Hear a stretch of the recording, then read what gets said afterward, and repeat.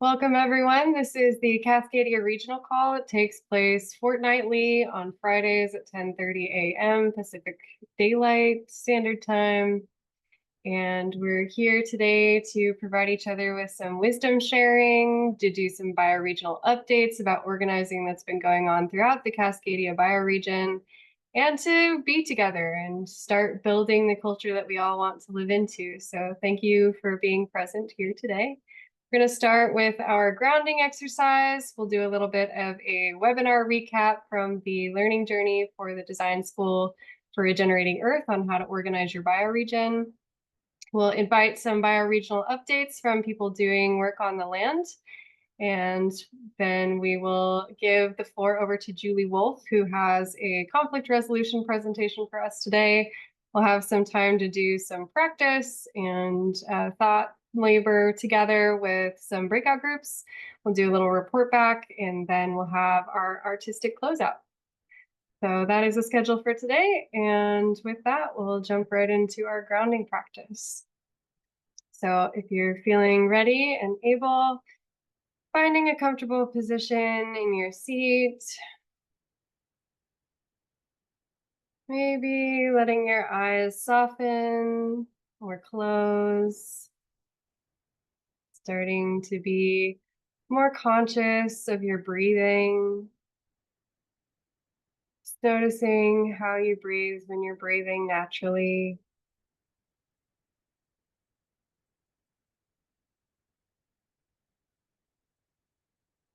Feeling into your body against whatever surface you're on right now. Feeling into your toes. Feeling held by the earth. And as you inhale, feeling the earth beneath you inhale with you, rising to reach you. And as you exhale, imagine the earth exhaling with you, relaxing back. The inhale, feeling the earth rise to greet you. Exhale, feeling the earth settle back down as it exhales with you, relaxing. Inhaling with the earth, bringing it closer. Exhaling with the earth, relaxing. And from this place of groundedness, inviting your awareness into the very base of your spine, trying to see if you can sense into your awareness of your lowest vertebrae. And just gently seeing if light, gentle movement or curiosity, or simply the very act of gentle attention can help you align and find balance in that base point of your spine. Feeling into that balance, feeling into the very base of your beautiful bone tower as it protects your spinal cord. Moving up to the next vertebrae, and seeing if you can stack it in a more aligned way on top of the previous one. Maybe lengthening your spine to give your vertebrae more spaciousness to move. Moving your awareness up your spine to the vertebrae in your mid-back, stacking those ones too, seeking balance and alignment. Moving into the vertebrae that support your chest and ribs, allowing those to stack on the previous ones.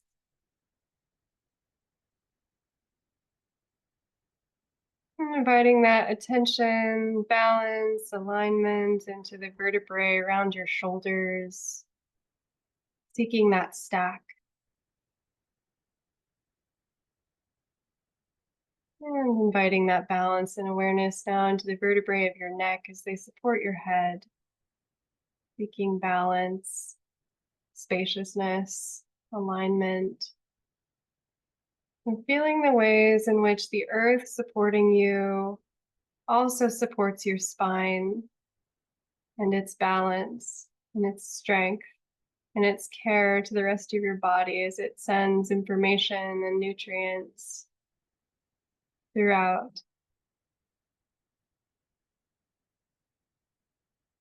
Thanking your spine, thanking your attention, thanking the earth, inviting so much gratitude into your heart.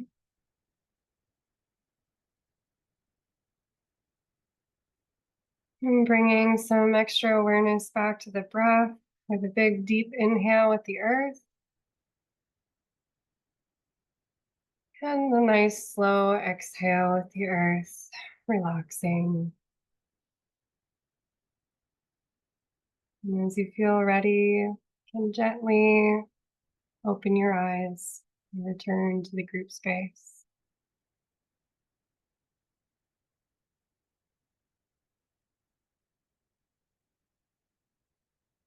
Welcome, welcome everyone. Thank you for joining.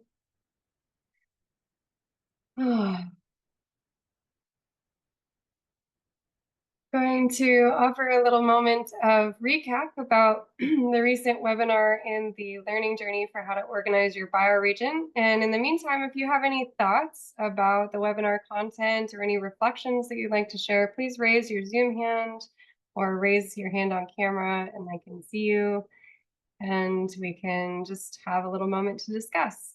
At the last webinar, R3.0 gave a big, beautiful presentation on how they are doing their confluences throughout the entire globe with 45 plus landscapes, organizing watch parties and live attendance of their conference material, which takes place over 3 days with an integration on the last day and a global debrief session to collect all of the stories for what happened in the confluence, what reflections occurred, what connections were made.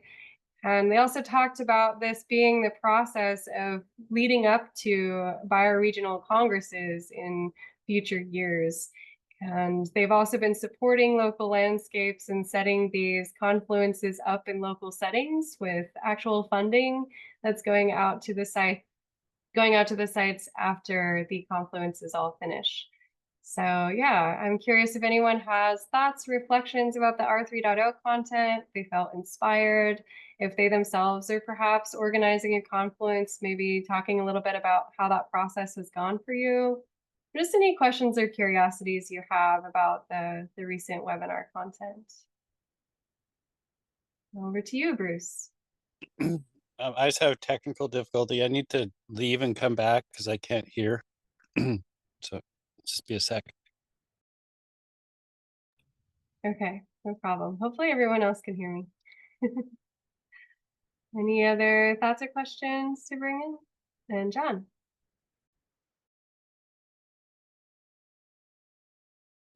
I think one of the things that was interesting to me in the course of that presentation, they mentioned Novo Foundation, but also what Kelly Chase.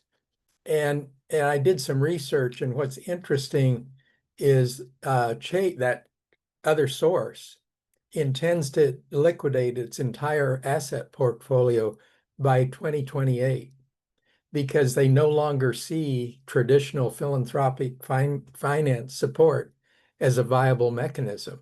So they are really doing something quite amazing. And that's one of the organizations that R3.0 is actively working with. So things like that are really exciting. I think many of us in this space, the rate limiting factor is finance. And it's out there and looking for ways to functionally, facilitate a transition across the entire spectrum. So that was one of the things I just dug up after the presentation because I had not heard of that organization before. So anyway, just some thoughts, and I guess underscoring that there is support, and R3.0 and others, Regenerate, Cascadia, are actively working on how that can be functionally achieved in a well thought out solid input, general input process. So anyway, just a few thoughts. Really, really beautiful addition, John. Thank you for bringing that in. Over to you, Mish.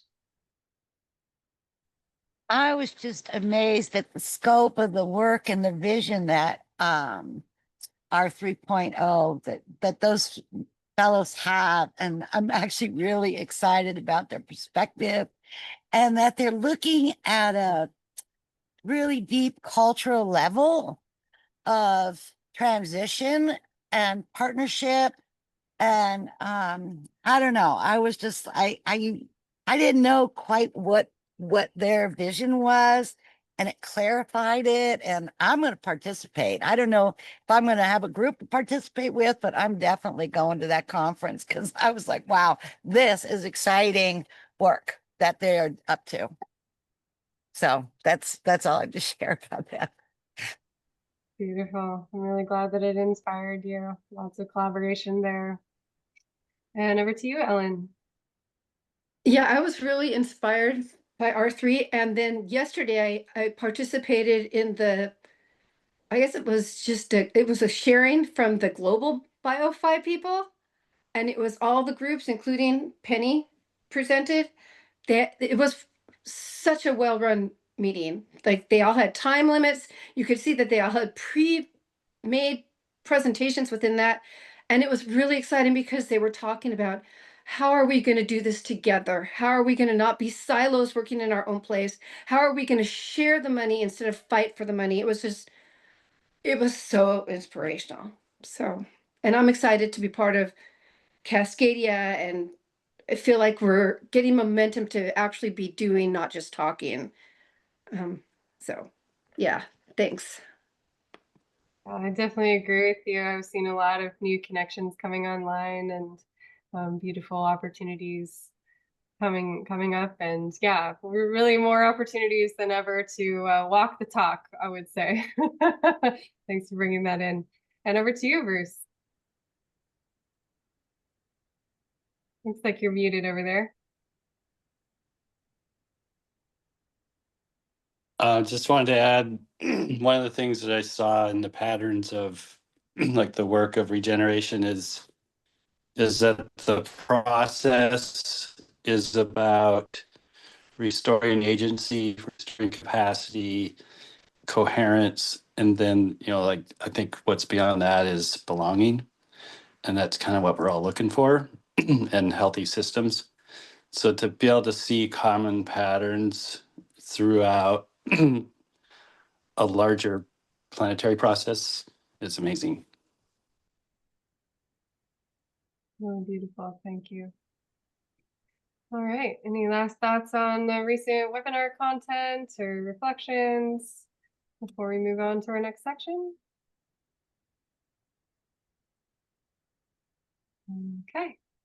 All right. So moving into any bioregional updates. What are you doing in your landscape? How are you moving through your organizing practice? Are there any accomplishments or barriers that you're running into? And it just you as an individual are welcome to say what you've been up to on the land as well and what's inspiring you in your landscape. So if you'd like to share, you can throw up a hand and yeah, share with the group. Go ahead, John.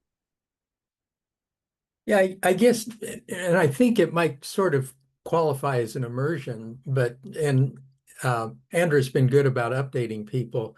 But starting next week, within the Regenerate Cascadia bioregion, we sort of identified the subregion of the Willamette Valley. And there have been a group of us, I think we've been working on this for like 9 months now. And so it's a tour that's going to be a little over 2 weeks long, a listening tour, visiting regenerative projects. I can speak more to the south part of that tour. Within the first 8 or 9 days, we will be visiting almost 30 different organizations, sites, doing presentations, panel discussions, et cetera, in a broad spectrum of key sectors like housing, food, education, energy. well-being. And so I think we're excited about it. And I think one of the most important things that I think is the collective sentiment is that this isn't a one-off. This is the beginning of something. And the first installment in that, just starting to build the networks, the interweaving, the cooperation, coordination, communication, collaboration, all the C's. So I think some of us are very excited about that. And that's starting just in a matter of days now. So, and I think Andra can share more about what's going on. It's going to be a winding tour, probably over 150 miles over a 2-week period, um, starting with a raft trip. And part of it was the intent of really having people have a very felt sense of place, to be in the environment, to do things in the environment, to understand the ecosystem, the history, the future, etc. So anyway, I've said enough, but yeah, I think some of us are very excited that 9 months of work is about to, as some of us like to think, all that preparation's like the roller coaster, and you're ratcheting up to the top of the hill. And we're about to go over the top on that first big drop. And so it's time to just shout and wave our arms around and just have a good time. But anyway, Thank you just so wanted to much. share that with everyone. Thank you so much for that, John. That was beautiful to hear in your own words. And yeah, I'm tearing up over here because we've in the North Willamette Valley, we've been talking about, well, it's 9 months, so we're giving birth to a baby over here.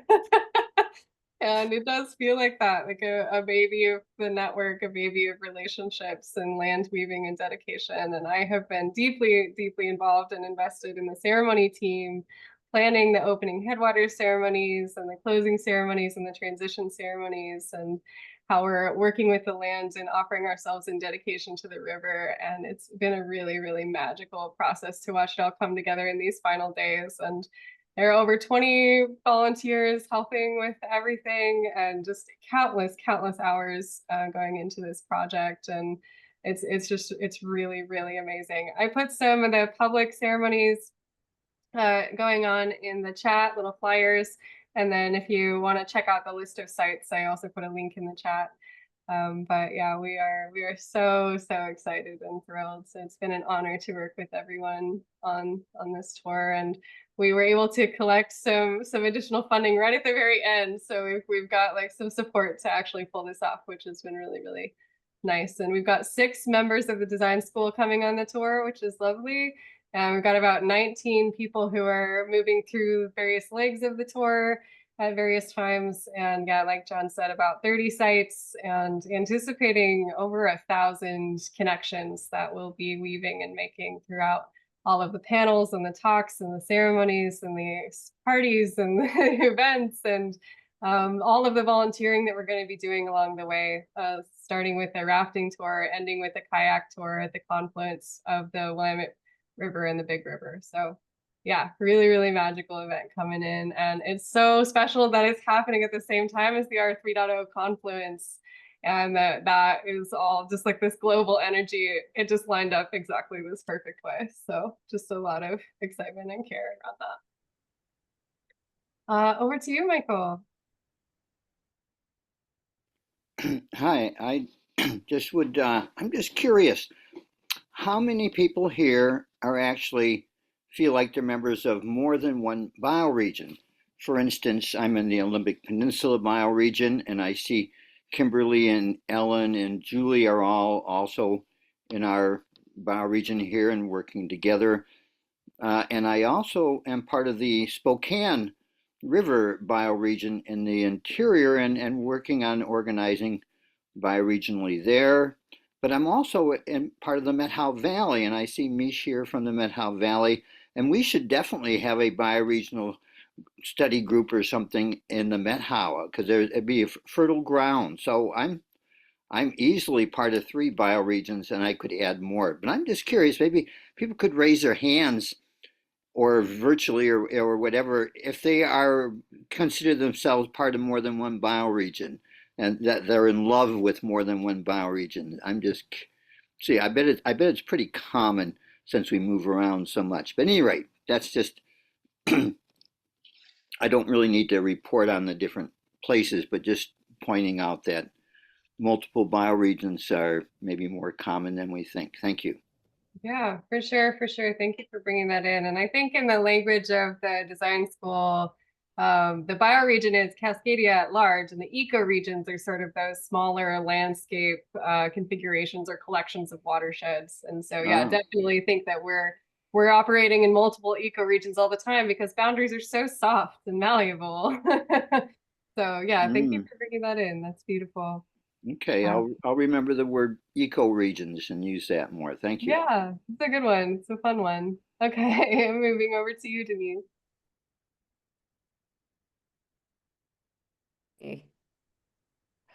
Um, that was a good conversation too, because somehow I was visiting Julie when I got involved with the Olympic Peninsula call, and now I really want to meet that group, but I'm solidly in Seattle, so there is like this permeation, right? Because we're all water, and I went to a Brandon did a presentation at the steam plant last night about regenerating Cascadia, and he didn't put there were about a dozen people there, so it was kind of small, which was really sweet. And I found out that there actually is no landscape group for Seattle, so it was like, well, let's form one, and it was really cool. And because I put information like, it's Brandon, hey, I want to partner, like, what's happening with this? And I just got radio silence and I was like, what's going on? He is just up to here, right? Of course. And so it was really, there's just a lot of momentum. There's a lot of energy for making that happen. And so it was just like, oh, there's a gap here. Let's fill it. And so it was a small group, but it was a wonderful conversation. And um, anyway, it just feels like, okay, here we go. But it's the same challenge, right? You got to create the basket. You got to create the container for the people who want to come in, because there is a lot of momentum, and you want to be meeting people with generosity and connection and a sense of the spirit with which people are met really makes a big difference. And so sort of being able to hold that space and weave that basket together, because it is a lot, and that's a good thing, but it's also a challenge. So um here we go. Beautiful. Thank you so much, Denise. That was really good context setting. Really love that. Yeah, and anyone else want to share some updates about what they've been up to, or some thoughts about what's been inspiring them about their work in the landscape, or any of like culture building that you've been doing and like feeling like you're trying to shift the culture of the various spaces that you're in? Just any updates, any celebrations you'd like the group to know about, any events coming up that you'd like attendance at?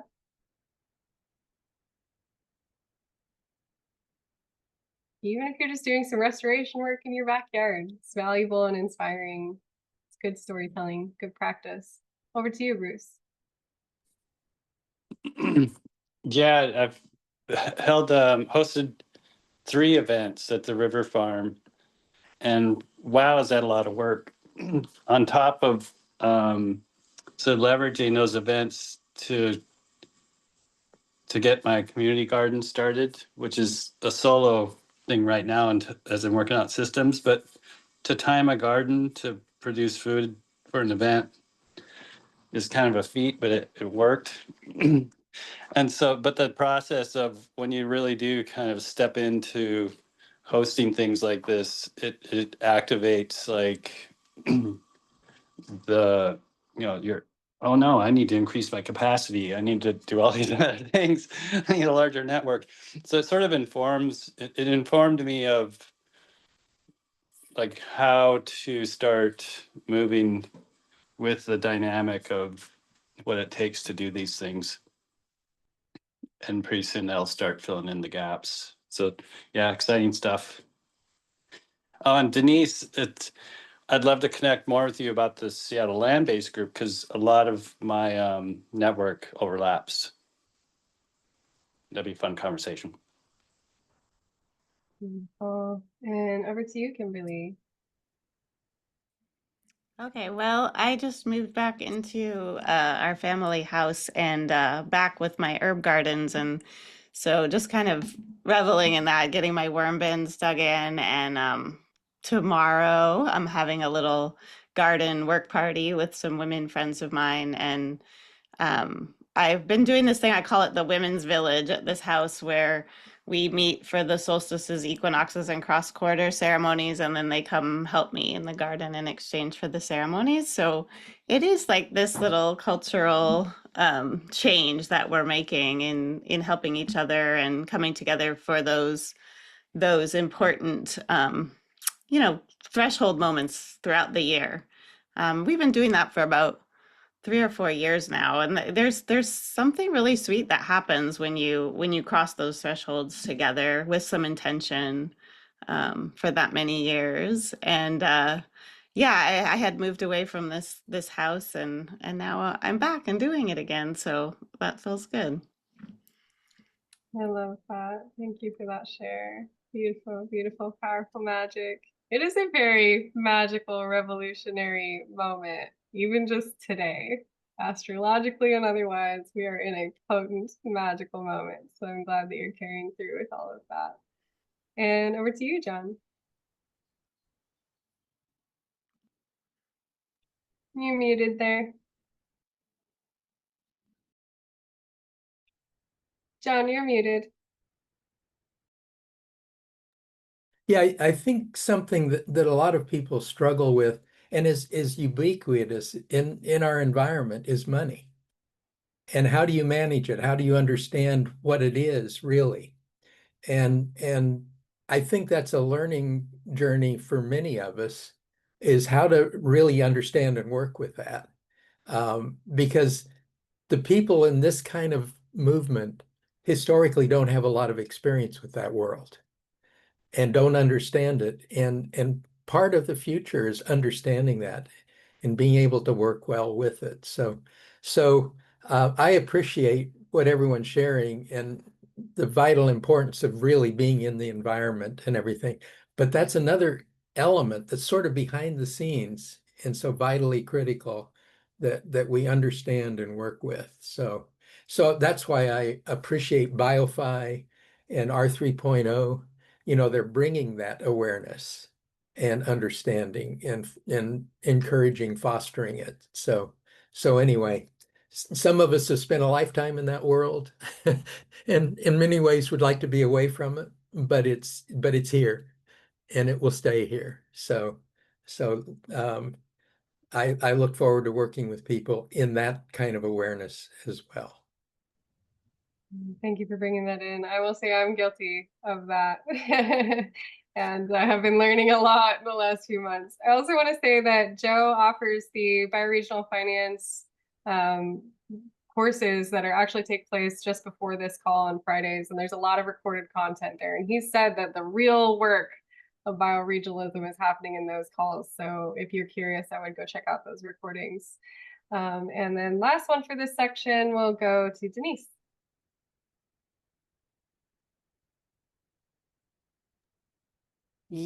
Just what John said.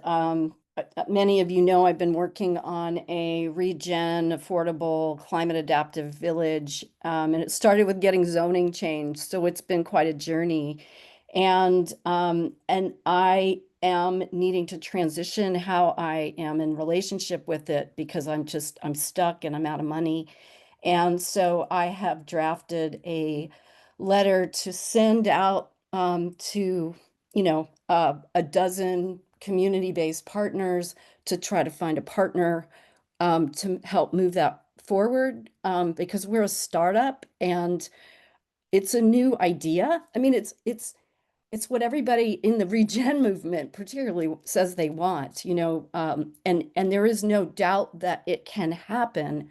And we need to raise it. So just asking for people's prayers because I just need to let go, at least in the relationship with the way it is working now. And I want it to succeed. I want it to move in a good way. And I don't I don't know how to do that. And I haven't been able to. So I have to open it up to the universe and forces beyond the ones that I know. And so I'm asking for prayers and here we go, right? It's the universe is demanding a shift, and I am 100% want to go with whatever is the best way for it to move forward. And it's really scary. So thank you. Thanks for that share. If you want to drop your email in the chat, if people are interested in supporting you in that project, that would be a good way to reach out. Sure. And I was finishing up a response to Bruce, so I'll put my email in there. Perfect. Michael, did you have a direct response to that? You're muted over there. No, I just had another event report. If I might, I know you're trying to move on, I think here. Go for it. So I just helped put on a Spokane Permaculture Symposium and / bioregional event. And so that's going to lead to something further next year. But I see that Jonathan's here and other friends of mine. So it looks like the Global Earth Repair Convergence will be happening in May 2026. And I hate to mention the date right now because we haven't got a contract yet from Fort Worden here in Port Townsend, but I just like to, just to give people, it's a long ways away yet, but I'm just giving people a heads up that we hope to be putting on a really nice event here that's for the whole planet, and in May. So Global Earth Repair Convergence. So this is a preliminary announcement. Thank you. Beautiful. It's very exciting. Wonderful. Yeah, so we've been doing a little bit of nonverbal meeting facilitation gesture instruction each meeting. So bringing some of that in before we shift into our next section. These are inspired by the Occupy movement and have been instituted in many sociocratic settings. And the one I'd like to talk about today is Vibes Watch. So you make 2 V's with your hands and kind of click them together, Vibes Watch. And this can be a role that someone particularly in a meeting is playing, or it can be just the group is doing this as a whole. But anytime it feels like things are starting to get a bit tense, or we're maybe like veering off topic, or just the energy in the room needs a bit of a refresh, someone can throw that sign like, hey, Vibes Watch, like, let's come back to the mission. Let's come back to being a team together. Let's return to what we're here to do together. And maybe that's like initiating a breath, but it's just a signal to the group like, hey, something energetically is off right now. Let's just check in as human beings right now before we continue into the content, into the meeting. So just want to offer that as a tool. I think that one's really fun and it's helped in a lot of spaces. So, and with that, I will pass it over to the lovely Julie Wolf. She has worked so hard on this presentation to share with you. So without further ado, Julie, your content. Okay, here we go. Here goes the surrender. Let's see, I'm going to share, I think, this screen. And here goes my presentation. Are we at the top? I don't think we're at the top. Hold on. No, I am at the top. Okay.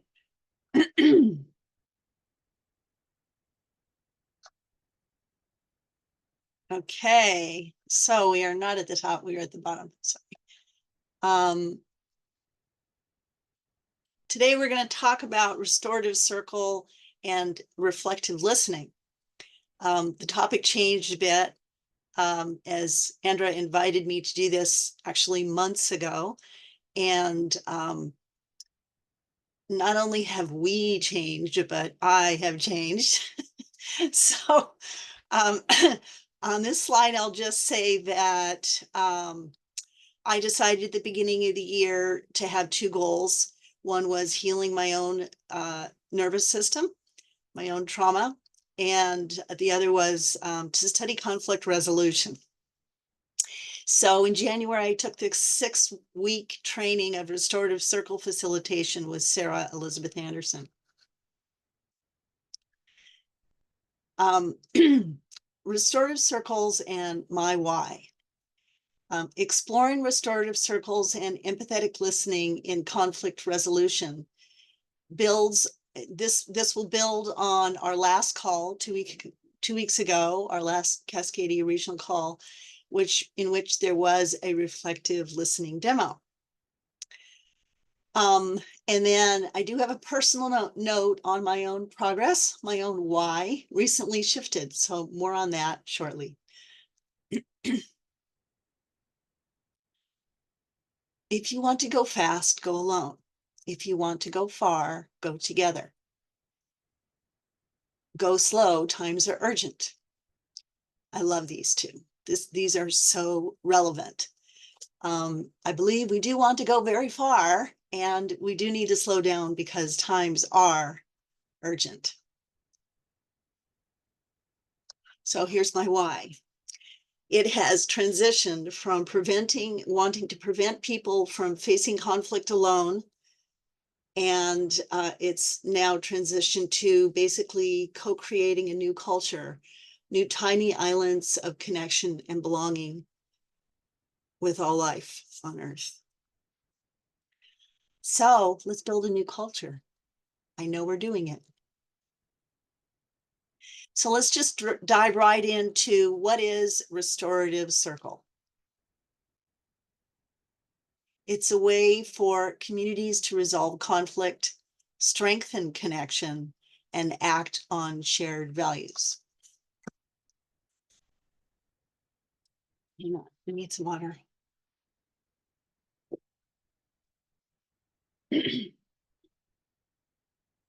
We gather as equals to listen and understand and repair harm together.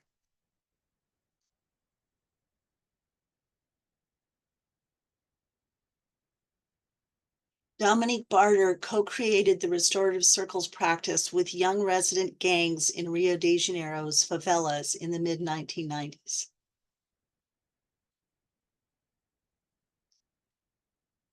When people come together in a circle, the first step is to restore the ability to really hear each other, not just the words, but the person behind them. We reestablish true listening and connection. What values or needs were people trying to take care of authentically when they said those painful words or when they did those painful things? Instead of judging, we get curious. That curiosity opens the door to understanding. And from there, the group can decide together what they want to do next.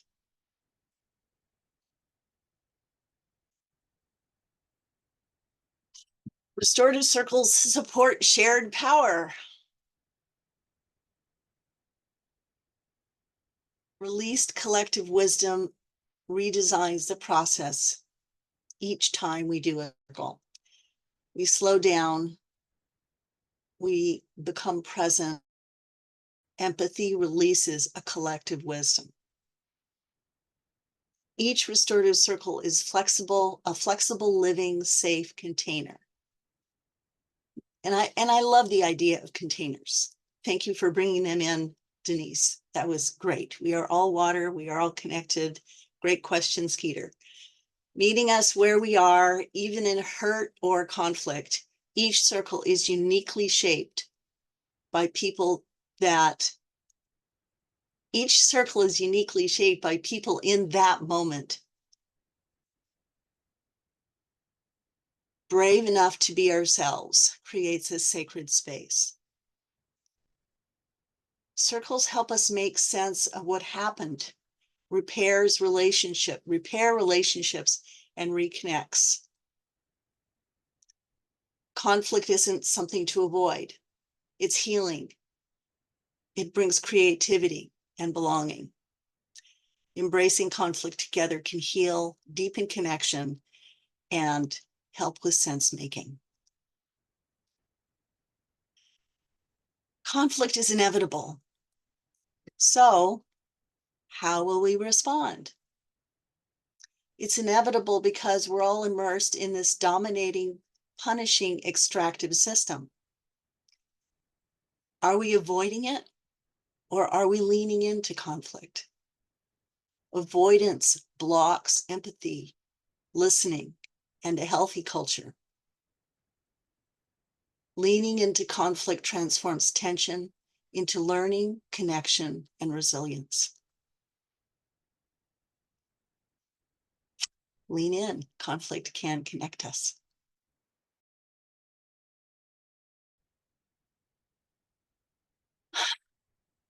How shall we turn the ache of disconnection into the relief?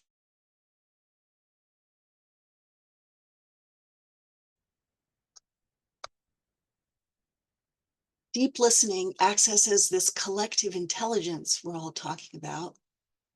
Stillness allows us to truly hear and be heard. Presence transforms disconnection into connection. Being deeply heard gives us a sense of support, allows us to be ourselves. This feeling is empowering. Once empowered, transformation becomes possible. It even becomes fun. So that's what deep, sacred, reflective, empathetic listening does. It helps us be seen, heard, and understood. And every time it's practiced, every time we slow down and take the care to give ourselves and each other this gift, we're transformed. It's just ecstatic. Is this co-regulation? Co-regulation, I'm asking this because all these terms are still new to me. Taking time to deeply listen helps uncover the meaning we intend. Mutual attention helps raise and deepen consciousness. Being deeply heard brings clarity. And another thing I've learned, sometimes others see us better than we see ourselves. Our bodies and nervous systems are always trying to respond, to survive. And sometimes we go lizard brain. It's a great time to get support from our fellow water vehicles, humans. Reflective listening check-in. So this is what I was originally thinking this presentation was going to be about. So we're not going to actually demonstrate it because it was demonstrated in our last call 2 weeks ago with Drew. But I do want to share a little bit about the value of reflective listening check-in and encourage that we try it. You know, when we have meetings, we start with a check-in often. And this is like my favorite check-in ever. What it offers is this, this is actually a quote by Dominique Barter. It's best to invite people to experience the quality that we're calling empathy, rather than talking about it or illustrating it. That's what reflective listening does. In our meetings, we can practice reflective listening check-in. It helps us become a listening community, and it helps us practice becoming a listening community. To learn these skills of co-regulation, I am happy to show you how in your groups. Just invite me. The transformative power of empathetic listening. Dominique Barter shared that his first time really being listened to by a nonviolent communication practitioner was transformative. It changed him. That experience planted the seed for restorative circles. So a little bit more on restorative circles here. Restorative circle facilitation. Here's how it works. We listen for meaning by practicing deep reflective listening. We choose someone to hear and reflect what meaning they heard. We focus on really listening to each other and giving reflective responses. Reflecting is followed by confirmation and clarification of the speaker's meaning. the person speaking can let us know if that meaning is what they wanted to be heard. Being reflected gives us permission and holds space for us to see ourselves more deeply. Restorative circles is a community-based conflict resolution process. My slides just went blank, so I get to do this one by memory. Let's see, here we go. The facilitator supports participants through 3 stages. The pre-circle is where the facilitators speak to individuals to clarify their intentions and invite them to see if they want to be a part of the main circle. And who else should be a part of the main circle can be asked. And then there's the main circle, the circle dialogue, where each person speaks and is reflected until fully heard. And then there's action agreements that are collaboratively created steps to repair harm and restore connection, restore trust. You can see in the middle circle here, number 3 is agree on future actions. This is actually where the magic happens. It's kind of like in Theory U, when you sort of dip down to the bottom and rise up to the other side. It's when empathy has happened, presence has happened, and we all just know what to do together. It's really kind of amazing. And the other thing I just want to share about this slide is that the co-facilitator pre-circle and support throughout really is amazing. And the whole idea of supporting the facilitators to be multi-partial. Multi-partial is, well, I'm just going to leave that for the questions. What do you think multi-partial means? If you don't know, you can ask me in the question and answers at the end.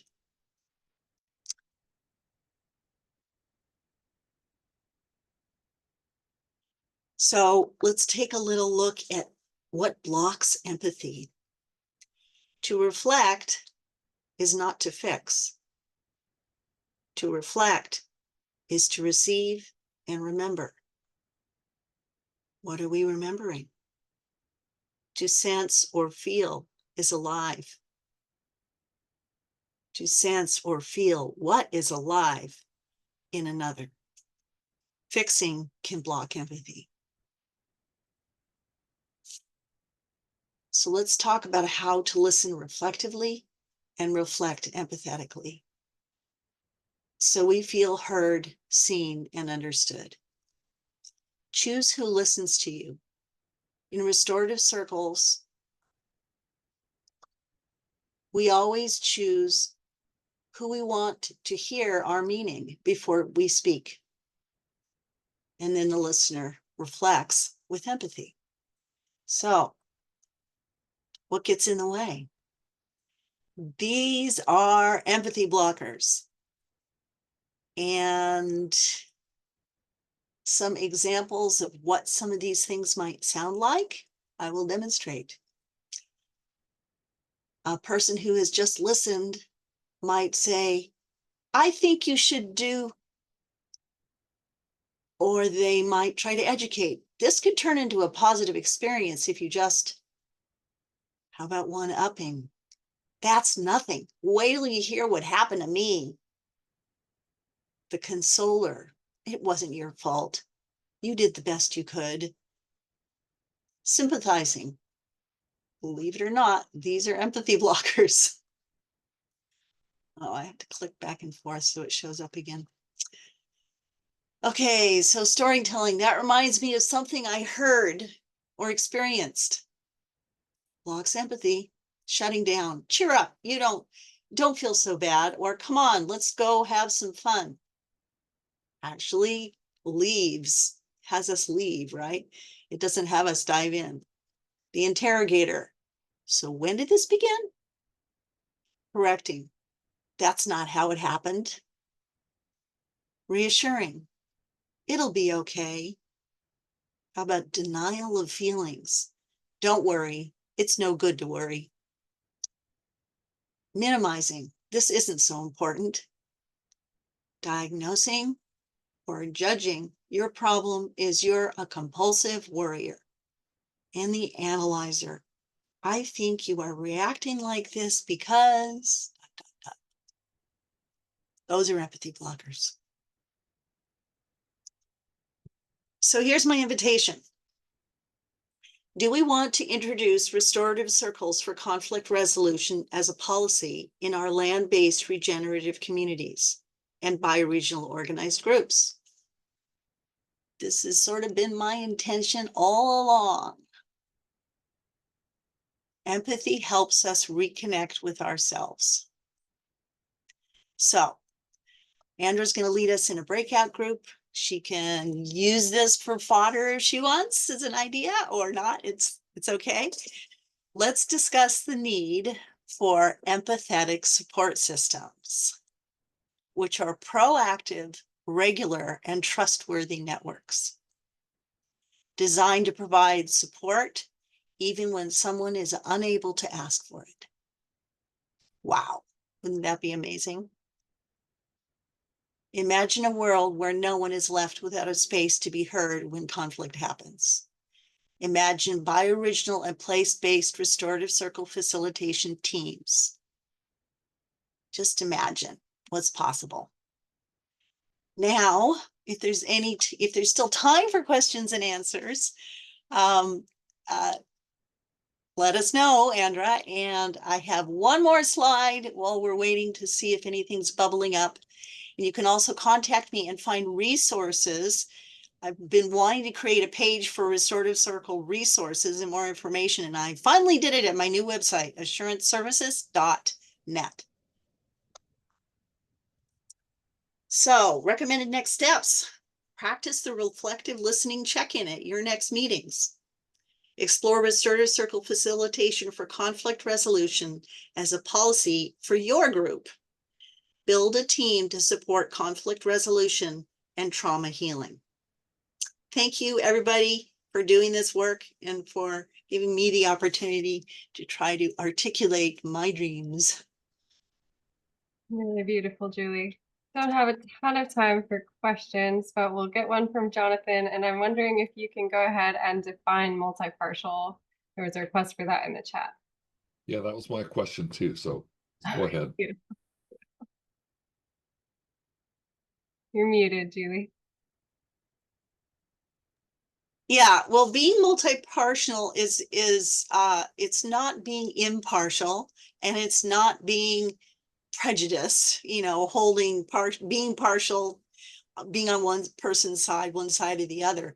It's actually caring about the humanity in everyone, despite differences, despite manifestations of the horrible thing that people have maybe done. So that's being multi-partial, and that's what is supported. That's the support that the co-facilitators get, is to make sure that they can be multi-partial. All right, and one last question, Melanie. Hi, Melanie. Oh, unmute yourself. Hi, Julie and everybody.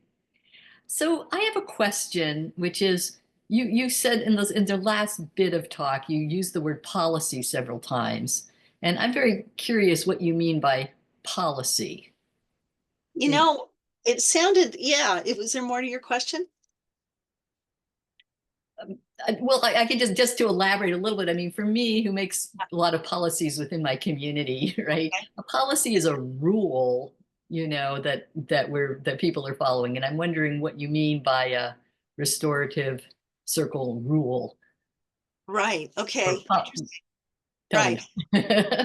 Basically, it was Paul Saragino that helped me appreciate the word and the meaning of policy as something that I have to share this before I answer how we're using it in restorative circles.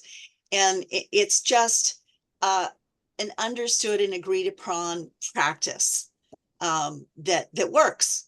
And if it stops working, we should dialogue and create new policy, right? It's a way of, so that we don't have to rehash how we're doing things. So that's what I understand policy is. Thank you, Paul Sergino. And I understand the importance. It sounded so governmental and official to me before. So when I heard from the trainer of restorative circle facilitation, Sarah Elizabeth Anderson, that we could explore whether our group wants to adopt restorative circle facilitation as a policy for conflict resolution, I got like really excited. So that's what I'm inviting. Ultimately, that's the manifestation I want to see is every group inside of a bioregion, every bioregional group, anybody doing this work of building new culture does this, finds a policy, an agreement of how to resolve conflict and restore connection. The restorative circle facilitation can be adopted as a policy. Do we have time for Brad's question? I think what we're gonna do is we'll move into breakout groups where you kind of try to piece apart the question in your breakout group, and then if you still have that question, then you can bring it into the report back session, and we'll do a little discussion. Oh, cool. So with that, I will go ahead and send you into the breakout groups. It'll be 15 minutes, and the breakout room topic is, yeah, you can just focus on like what would it look like to institute restorative circle facilitation within your group spaces, or really just invite you to talk about a conflict and how you moved through it, what could have gone better, what went really well, what tools do you use to move through conflict successfully. So I'll send you off into breakout groups for about 15 minutes, and then we'll come back and discuss.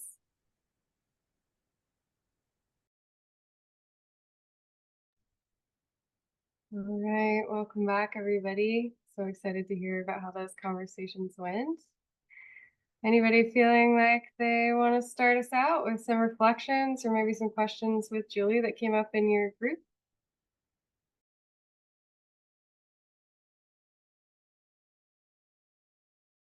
I thought my group was rich. I don't know how concise. I'm going to keep this really concise. I mean, we had someone who just experienced it in her community that she lives with. We had someone who resists, people taking up the space with dealing with all their emotions. Emotions get in the way. And then we had the last person in our group, which brought in the non-human.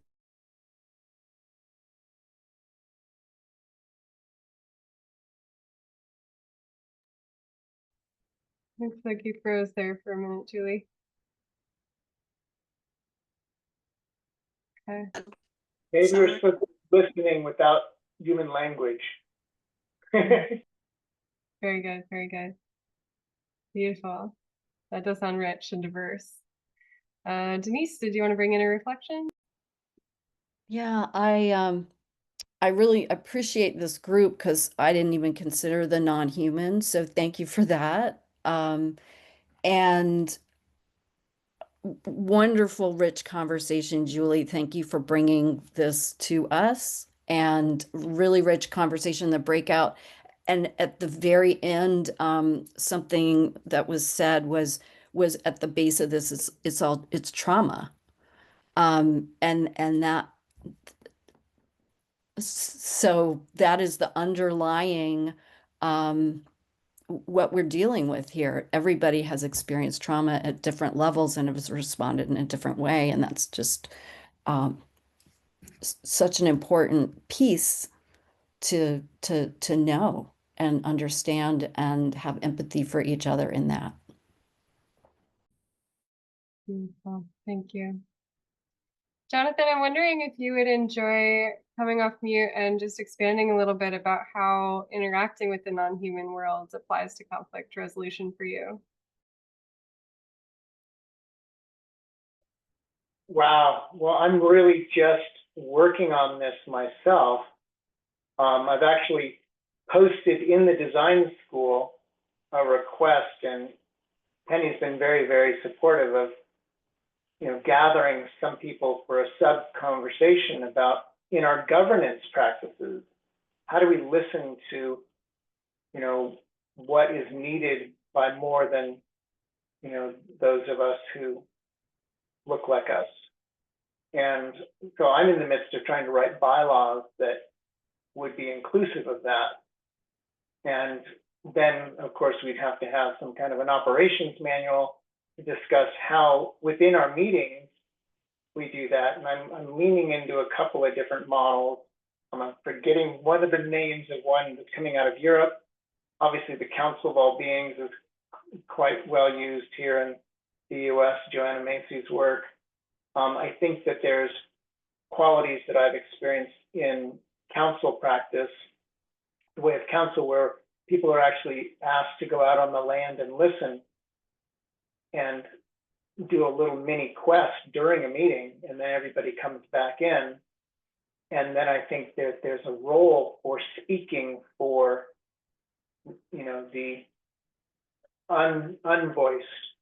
And so I think that there, oftentimes in certain practices of circling or, community conversation, there's an individual who's assigned to be kind of a group witness to kind of read into the zeitgeist and voice that. But I think that there could be also a role specific, within a meeting that would be the listener for the more than human world. And then I think we have to have some, real deep inquiries that are possibly even scientific to know what are the impacts of our building projects? What are the impacts of our diversion of water? What are the impacts of us, bringing in foods that we like and want to grow? And those are really tough questions. And then I'm going to put in the chat a book that I just found out about today that I'm super duper excited about. And I found a video of the author reading it.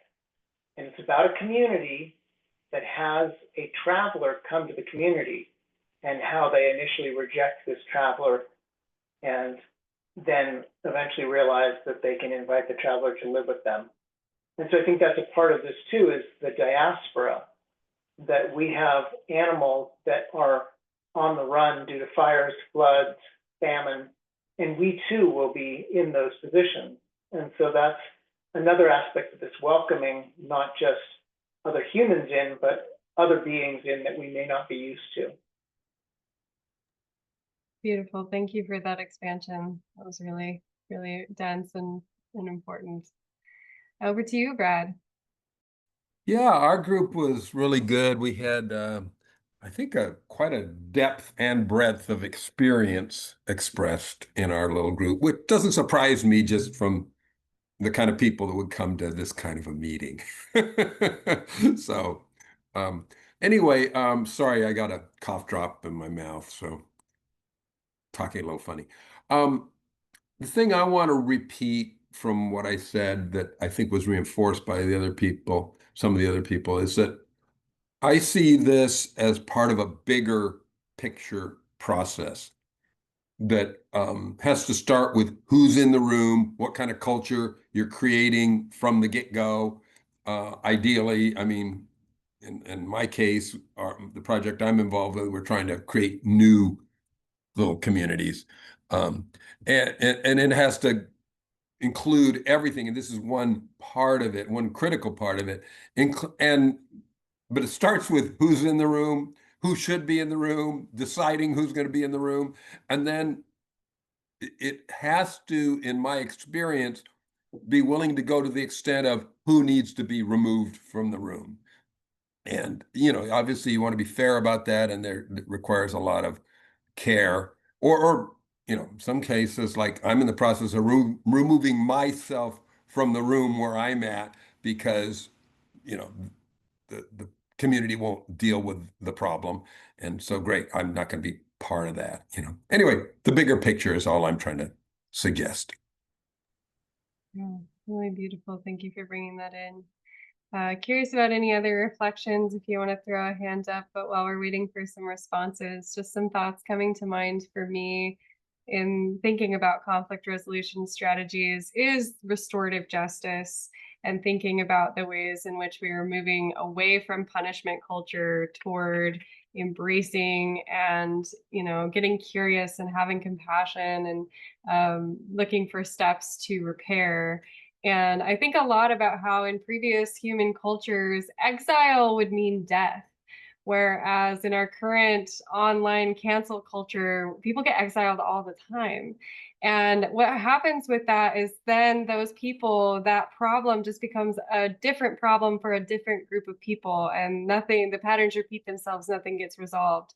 So the more that we can stick with our conflict resolution strategies, and the more that as someone who's made a mistake, you can stick with the community and not just leave when you make a mistake, the more that we get to practice this restorative justice process, these restorative circles together. So that's what I wanted to presence in this conversation. And then over to you, Mish. It was interesting in that conversation with the R 3.0, I think is what they're called. They talked about how including the opposition or the obstacles within the conversation was not worth actually doing, that it was created more problems and that just stalled the process. So that's also, just something to consider. Not that, I'm voting for that in any way, but I don't know how much I'm sure everyone's worked with groups before here. But yes, like one really noisy, squeaky wheel of conflict is not worth having in the room at all, and not worth dealing with, unfortunately. I wish, that weren't the case, but that's how I see it. Like the primary is the work that needs to be done, and that to spend time trying to fit everybody in the room with people that really don't even want to be in the room necessarily. They just want to be a problem is a problem. So anyway, just speaking to that as just like humanness in this conversation. Tough. Probably very unpopular, but hey, here you go. No, that's okay. And I think it's important to recognize that all of these strategies are very contextual and dependent on the people involved. So, there's no one size fits all solution. You have to be present and attentive and mindful of what the group capacity is at any given time for these strategies. So, Jonathan, did you want to speak to that? You actually said what I was thinking, Okay. that having facilitated thousands of groups, realizing that, each time we gather, we have to have a sense of what is our purpose. And yes, Mish, the purpose is the purpose of the meeting, but the process is, let's say that the purpose is dependent on process. You cannot obtain the goal if the process is off. And so it's really important to be able to have everyone heard and held and cared for. Beautiful. Such juicy conversations. This is the work, friends. Yes. Ah, I'm so happy. Thank you, Julie. Thank you, everyone, for really engaging with that content and bringing it and making it real in the world. Amazing. So amazing. So, yeah, one more quick comment, John, and then we'll move to our artistic closeout for today. Something that really stuck with me years ago, as we work with other human beings, this was a person that works in the criminal justice system and was pointing out that no one is as bad as the worst thing they ever did. To really put it in some perspective, that we're on a continuum. There isn't just good and bad. And so I think if we always approach, that other people are just living in their lives, and how do we interact with that? So but that somehow that really has stuck with me for many years, and I thought was a great insight from someone who worked with some of the worst, if you want to refer to them that way, and even then could see the humanity. Beautiful. What an excellent thought to leave us on. Okay, so I found us a Mary Oliver poem today that moved me to tears. So I'm going to go ahead and share my screen, and I'm curious if someone else would like to read it for the group. I'll put it up on the screen. It's just a short one. It's called Sleeping in the Forest by Mary Oliver. Curious if someone wants to throw up a hand and maybe read it for the group. I'll read it. Okay, go for it, Ellen. Maybe we'll read it one more time through. Maybe Jonathan can read afterward, just so we can sit with the poem a little longer. Go ahead, Ellen. It doesn't have a title, it just starts with I Thought the Earth. It's called Sleeping in the Forest. I just only have the poem on the screen. Sleeping in the Forest. I thought the earth remembered me. She took me back so tenderly, arranging her dark skirts, her pockets, full of lichens and seeds. I slept, as never before, a stone on the riverbed. Nothing between me and the white fire of the stars, but my thoughts. And they floated, light as moths among the branches of the perfect trees. All night, I heard the small kingdoms breathing around me, the insects and the birds who do their work in the darkness. All night, I rose and fell as if in water, grappling with a luminous doom. By morning, I had vanished at least a dozen times into something better. Thank you so much, Ellen. Do I have a second reader who wants to read this one more time through? I thought the earth remembered me. She took me back so tenderly, arranging her dark skirts, her pockets full of lichens and seeds. I slept as never before, a stone on the riverbed. Nothing between me and the white fire of the stars but my thoughts, and they floated light as moths among the branches of the perfect trees. All night I heard the small kingdoms breathing around me, the insects and the birds who do their work in the darkness. All night I rose and fell, as if in water, grappling with a luminous doom.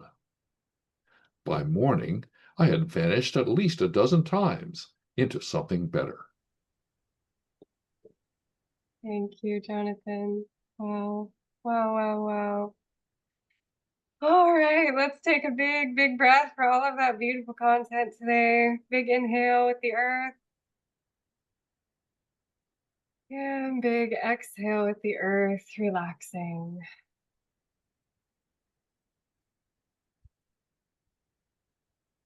Been such an honor to be in this space with all of you amazing, inspiring people. Thank you, thank you, thank you. Next time is going to be on September 12th, same time, 10:30 a.m.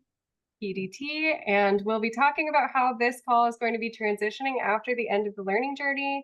We'll be doing a little bit of a recap of all the wonderful things that this call has held over the past 6 months. And then Brandon and Claire are going to give a little presentation at the end about next steps with Regenerate Cascadia and some opportunities that are opening up there. So it's a big call.